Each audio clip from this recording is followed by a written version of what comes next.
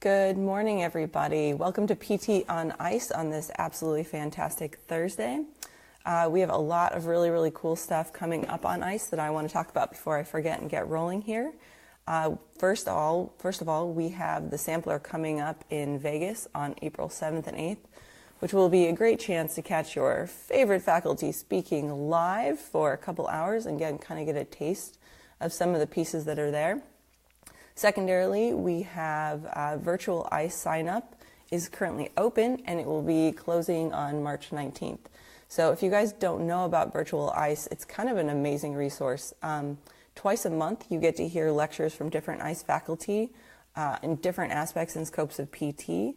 And it's for $30 a month. Like, I can't imagine a better con ed setup than being able to roll into the internet from the comfort of your own home, get to watch an hour plus of someone that you really respect speaking.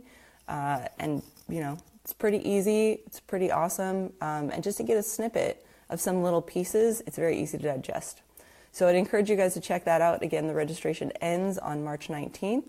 So it's not now, and if it's not never, just do it soon. Anyhow, so today I wanted to talk a little bit about Achilles tendonitis in runners. However, a lot of this stuff can apply to your general human patient. So this doesn't have to apply to runners, but these are some common patterns we find.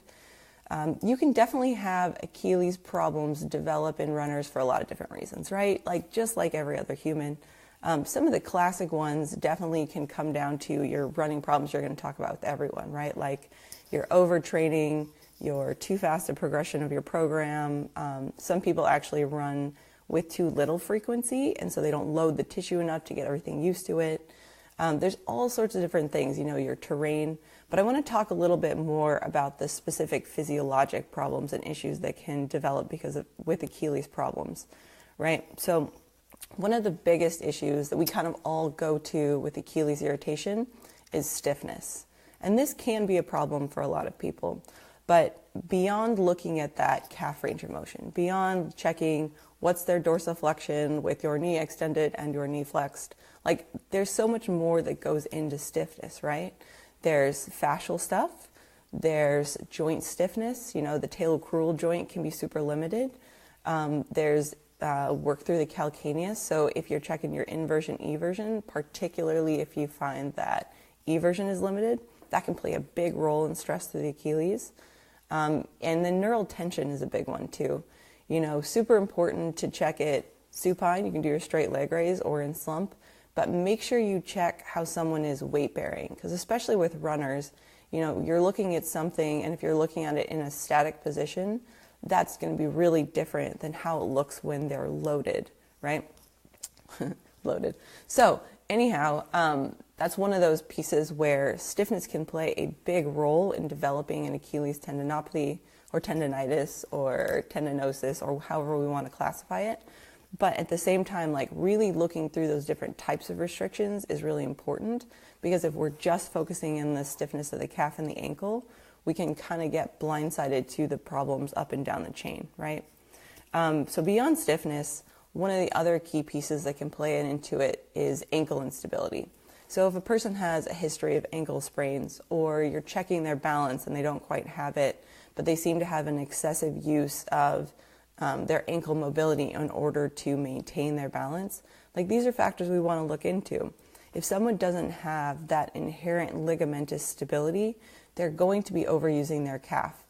Even though we kind of think about the medial and lateral muscles like tib posterior and peroneal grouping as being kind of like the ankle stabilizers, the calf muscles play a huge role in this piece. And so to kind of downplay their role is really kind of not seeing the problem for what it is. So when you find someone who's got a lot of ankle instability or a lot of ligamentous laxity, look at their footfall. See what that looks like. See if they're able to stabilize, because that could be really playing into the irritation of their Achilles.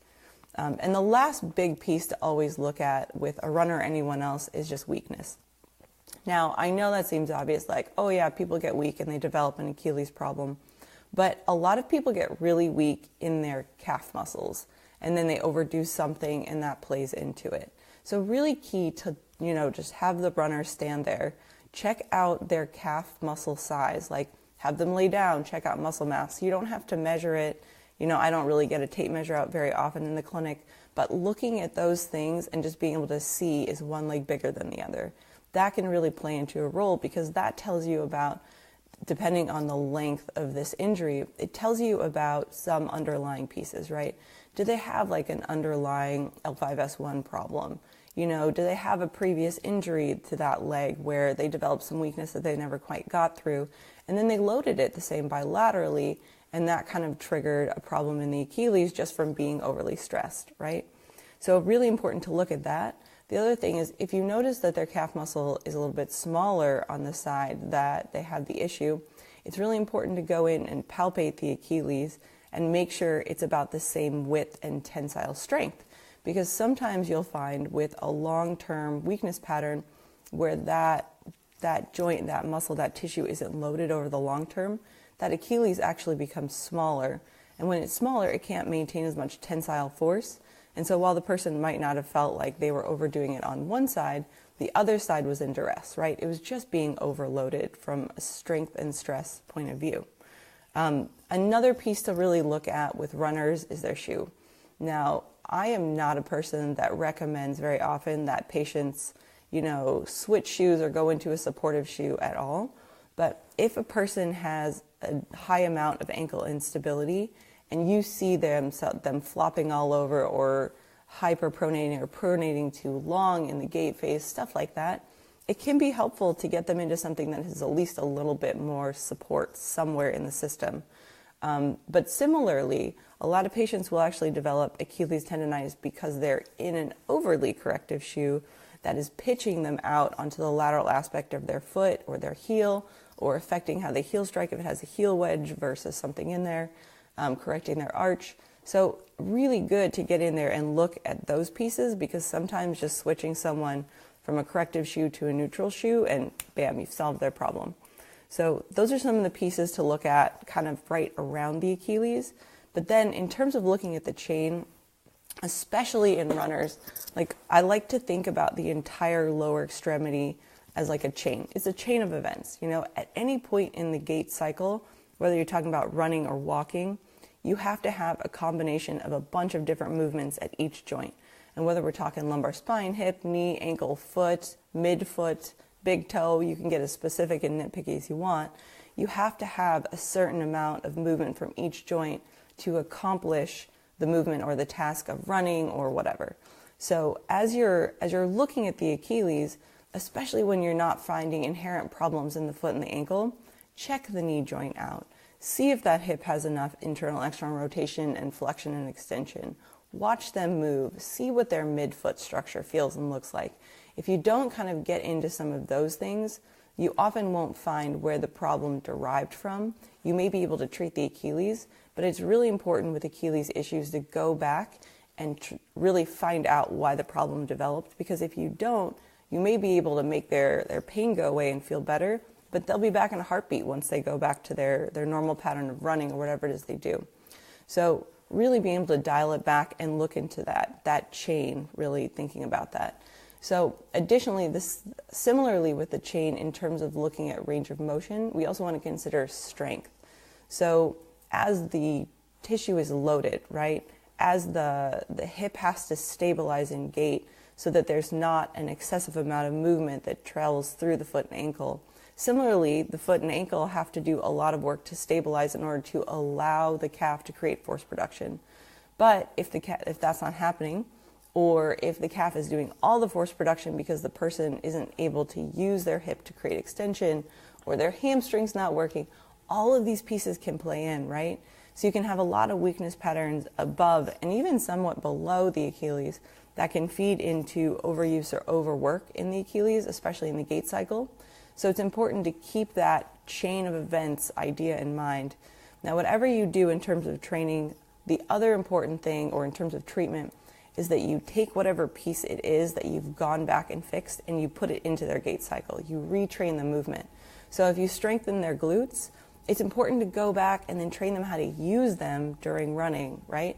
If you work on balance and foot and ankle stability, then you've got to go back and retrain footfall in the runner so that they're actually using that new pattern, because old habits die hard, you guys. So it's really important to go back in and just get that person using whatever newfound strength, mobility, etc. that you've trained. Now, the other key thing is no matter what you do in terms of an Achilles tendinosis, that you add eccentrics. Like, I know this has been beat into most PTs, forever and ever, but it is really important, right? Even if that person's symptoms are so irritable that you can barely get them in weight bearing, have them sitting, have them doing a little plantar flexion on the ground so they look like they're like the shy dancer in the background of like a bluegrass concert. That's fine, but get them loading that Achilles somehow so that you can start to progress that and get some really, really good healing properties into that tendon so you can get that going. And I think you guys, in the moment where you don't know what to do, there's nothing wrong with throwing some kinesio tape on their calf or telling the patient to go find some and watch how to do it on YouTube. Because all of those are up there anyway and patients have access to it. There's also nothing wrong with taking some leuco tape and either doing like a stirrup around the calcaneus or doing an offloading technique for the Achilles, which you can also probably find on YouTube or in some book you may have. And then just doing something like that and then adding some eccentric heel raises and then adding a little bit of some kind of loading, right? So doing some kind of squat or hip strengthening. With that kind of stuff, you can never go wrong.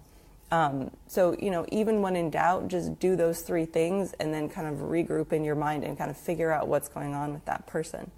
The other key piece, and this is more runner specific, but can happen with walkers too. When you watch them run, if they're a heavy heel striker, it's really important to try to get them off that heel just a little bit. The key there is that when you're a heavy heel striker, you're really loading that joint, like the posterior aspect of that joint, in a way that isn't healthy. The other thing about that is that when you heel strike far in front of your body, yes, the initial piece is an eccentric movement of your foot to the ground controlled by your tibia anterior. But once that happens, once your tibia is coming over your talus, that's when the calf muscle is working. And if it's eccentrically working for a really long period until you get into that dorsiflexion range in stance phase and then come over your foot and then it has to create force, that's a lot of really, really long eccentric work before push-off. Instead of getting them off their heel and having more of a quick stretch, a muscle spindle fire, and then you push off a much more efficient way, if they're doing that long of a loading process, it could also just be a lot of just way too much work for the calf muscle, and it's just fatiguing out pretty quickly. So remember, you guys, looking at weakness, stiffness in all different kinds of planes, ankle stability, foot stability, how they move, how they run, really all these things are super key and important. And when you're not sure, just go with the K-tape, right? So have a great day, you guys. I hope that helped a little bit with treating Achilles stuff. And the song of the day is by a band called Fat Freddy's Drop, and it is The Wandering Eye. So have a great Thursday, everybody.